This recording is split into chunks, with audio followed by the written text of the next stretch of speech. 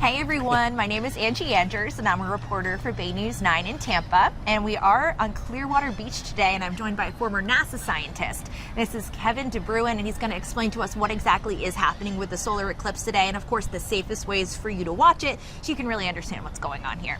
So in order to start, we have the sun right here and Kevin's going to show us from here what we can see. Yes, all right, we got the Earth, then the moon as well. So the Earth spins on its axis, but it actually also spins on a little bit of an angle, 23.5 degrees, to give us our seasons. And it goes around the sun, right? It takes 365 days to go around the sun, but also the moon is going around Earth. But it doesn't go around Earth in a perfect circle. It's more of like an oval. Sometimes it's closer, sometimes it's further away. And at some point, the moon and the sun look to be about the same size in the sky. So if I move it closer to you, eventually it'll be larger than the sun and covers it all.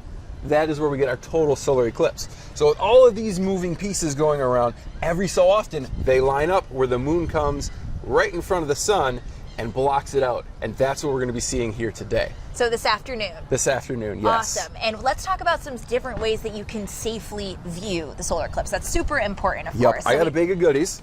We got some up. typical household items here that you can use to check out the eclipse. You want to pull out your favorite ones? So say that you don't have any of those fancy glasses. I know many of you do, but maybe not all of your family members do. So there's a few things that you can use. One of them, we have a colander here. We have a slotted spoon. These are two things you can just find in, I'm sure, many of your kitchens. You got a cheese grater. Yep. See, all of these. Let's use the spoon. That one's a good one. All right. So we got the spoon. And then we're going to need a light source. So we want a direct light source. It's going to be better with our little phone light here. And what you're going to do is you're going to take any object that has holes and you're going to hold it out and then you're going to observe the shadow on the ground. So this is acting as our ground. So this is our sun coming through. You see all of these perfect circles right here. But when that eclipse is happening, you're going to see these circles start to disappear. They're going to disappear maybe about halfway, depending how close you are to the path of totality, which is where the moon covers the entire sun. It'll creep in and you'll start to see little slivers here of what the eclipse actually looks like on the ground. So the safe way to watch it is looking on the ground. On the ground. Do not look up. Awesome. And then also, I know many of you do have these special glasses. It is important that if you have family members, you have friends that maybe didn't get them through school, that you make sure that they're real. So how do you know that they're real, and what are the different tests you can do? So one of the things you want to look at is you want to make sure that it conforms to an ISO standard. So it's going to say ISO 12312-2. That means it is the right type of lens in there. And then it needs to have a company name and address with contact information. That's how you know that the glasses are real. And then to test them, the only thing that you should be able to see through these is the sun. Put them on for me. Okay, so I cannot see anything at all. I can't see the lights in front of me. I can't see the sky. I can't see you. Like putting them here, it's like I'm wearing a blindfold. Okay. So you can test that out by putting them on inside, looking at the lights in your bathroom, in your kitchen, progressively increasing the amount of brightness. If you can't see anything, then you're safe and good to go.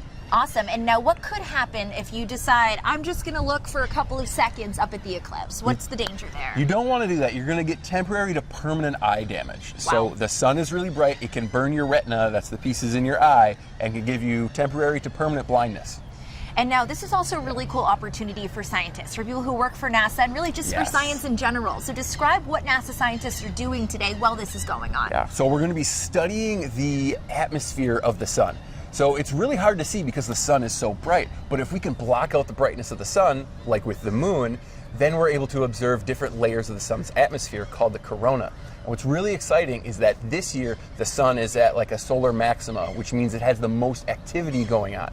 When we had an eclipse a few years ago in 2017, there wasn't as much solar activity. So there's a lot of activity right now. So we're going to be seeing a lot of cool things going on with how the sun's atmosphere interacts with itself and how it interacts with Earth's atmosphere as well.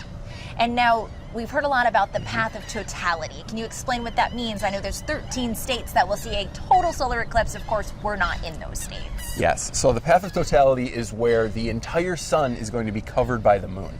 And during this time it's going to be just under 5 minutes. You don't need to wear eclipse glasses if you're in one of those special states. Only during that 4.5 minutes where the sun is completely covered. It's going to get dark. The animals are going to think it's nighttime. How cool. It's just going to feel cooler, with the light going away, the heat going away, and then eventually it'll come back out. People describe it as a surreal experience. Awesome. Thanks so much, Kevin. How cool is that? So what's awesome is we all have the opportunity to see it safely, of course, because we're not in that path of totality. We don't have that 4 to 5 minute window that different people who are in those states of the path of totality have. So make sure to view it safely, of course, happening this afternoon, and anywhere where you have a clear view of the sky is a perfect place to watch it.